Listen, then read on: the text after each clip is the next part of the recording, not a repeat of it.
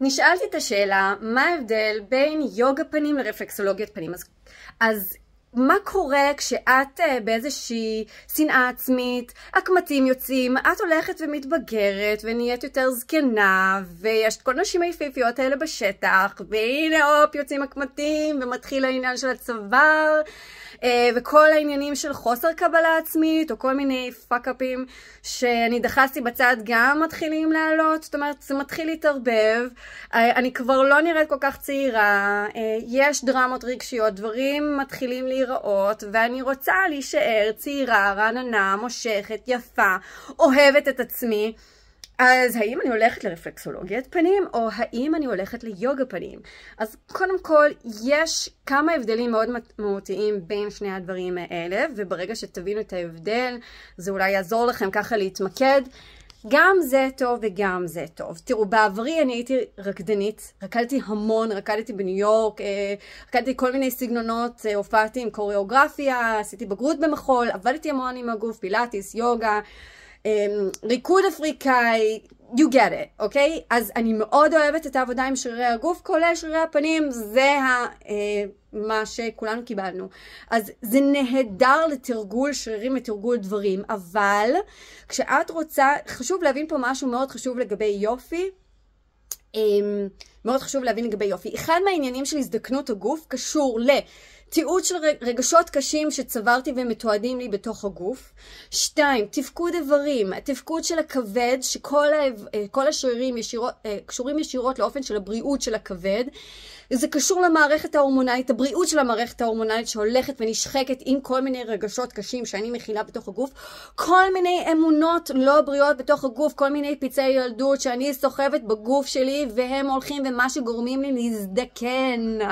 התחושה הפנימית שלי, האם בפנים אני מרגישה יפה, אז בסוף כל אלה מצטברים ואת יכולה לעשות יוגה לפנים וזה טוב יפה ואולי זה יעזור, אבל את בעצמך צריכה לתרגל את זה, את צריכה להתמיד בזה, כי זה לא שעשיתי תרגול שריר, עכשיו השריר יישאר מוצק, לא. וזה הקושי והאומללות והבכי של כל רקדן שיודע שיש שרירים שאם אני לא מאמן אותם באופן שבועי, זהו, הלך, כאילו, נשאר, זה לא משנה כמה שנים רקדתי, אולי יהיה לי קצת יותר קל לחזור לזה, אבל השריר הולך ומתעייף ונופל.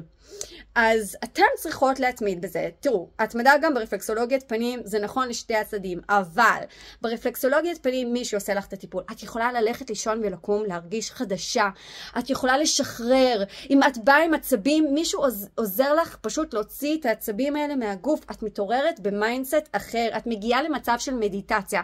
כשאת עושה התעמלות שרירים בפנים, את לא עושה מדיטציה, להפך, את בפעילות מוגברת, והמוח שלך לא נח. אבל כאן מצב של מדיטציה זה לא משהו שקורה באופן טבעי, זה משהו שקורה לנו על הדרך. אז גם מזרימים דם לאזור, גם אם עובדים עם השרירים, אבל יותר מלעבוד עם השרירים באופן ישיר, אנחנו עובדים עם האיברים הפנימיים שאחראית על הבריאות של השרירים, אנחנו עובדים עם המערכת ההורמונלית שאחראית לאיזון המצב הרגשי שלנו, מה שגורם לנו בין היתר שישחק לנו אור הפנים, זה חוויות רגשיות נסערות שאנחנו סוחבים ומתועדים בתוך הגוף שלנו.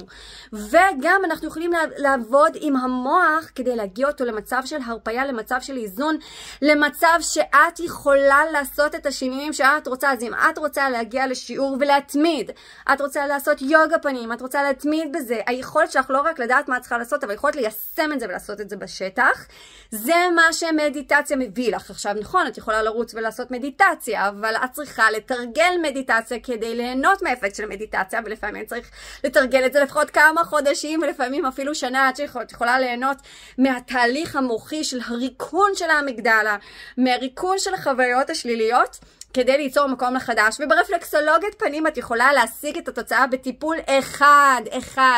עד הטיפול השלישי בדרך כלל המטופלים שלי מתחילים להניע דברים אחרים, מתחילים לבקש עוד כסף אם הם יודעים שהם שווים יותר בעבודה.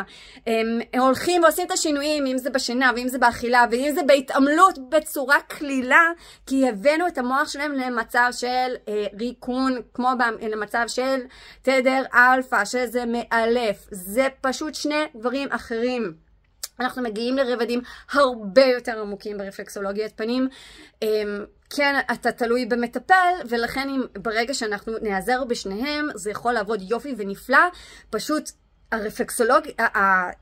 היוגה פייס לעולם לא יבוא על חשבון, ובמקום הרפלקסולוגיית פנים, הוא לא יוכל לתת לך את האפקט של מדיטציה, הוא לא יכול, את צריכה כבר לבוא עם המוטיבציה, גם לעשות יוגה פייס, או יוגה פנים כשממש לא בא לך, כשממש לא מתחשק לך, ויכול להיות אפילו כשתסתכלי במראה, ואת מתחילה לראות את כל המקמטים, ואת מתחילה להריץ שיחות שליליות על עצמך, את גורמת נזק. כשאת מריצה את השיחות השליליות, את מתעצבנת את עצמך, ואומרת, אני אכנס בעצמי, ואני אכנס לקמטים האלה, את מגבירה את החוויה של השנאה העצמית בתוך הגוף, ולרגע את עובדת עם השרירים, אבל טווח הארוך את גורמת לעצמך נזק, גם מבחינת המראה, כי כשאישה מקרינה אור, אהבה, מבפנים, דרך כל תא ותא וגוף, אהבה תכסה על כל הפשעים, פשוט ככה, את תהיי פשוט מהלכת של יופי, של אנשים שפשוט יימשכו אלייך, ונכון, יכול להיות אי סימטרי,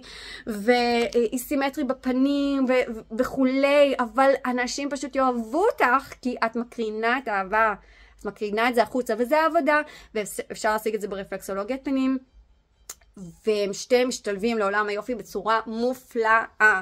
אז לכו תתנסו בטיפולים של רפלקסולוגיית פנים, זה עובד נהדר, זה פשוט מתנה.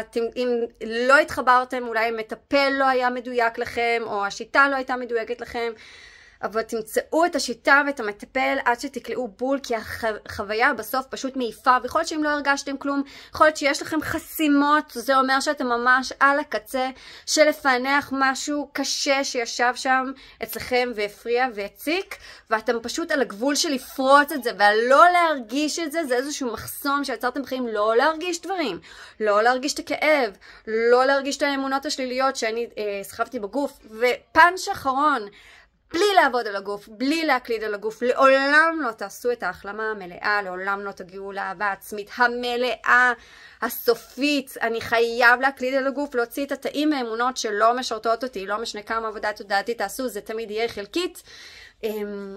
ואתן רוצות להקרין יופי החוצה. יכול להיות שתגלו עם היופי הפנימי שבא לכם לעשות בוטוקס, וזה טוב וזה יפה. אני רק אדגיש פה משהו ככה עלה, וזה שאתן המכריעות הבלעדיות של מה שיקרה לכם בחיים. זה לא פשוט טיפול מהשמיים, זה לא פשוט יקרה, אתן חייבות לעשות את העבודה שלכם, את החלק שלכם, לעבור דרך החומר ולבחור. אז אני מקווה שזה ככה עזר לכם להבין את ההבדל בין שני הדברים, נכנסנו כאן קצת לעומק.